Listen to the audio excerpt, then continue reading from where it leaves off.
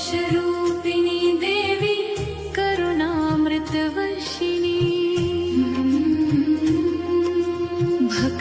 भक्ताभीष्टप्रदां वन्दे दुःखदारिद्र्यनाशिनी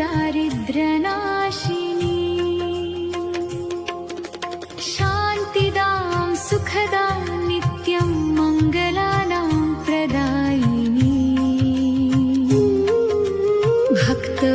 भक्तवत्सलमम्बां तां सन्तोषी प्रणमाम्यहम् सन्तोषं देहि मे मातः सौभाग्यं धनसम्पदः आरोग्यं पुत्रपौत्रं च भक्ति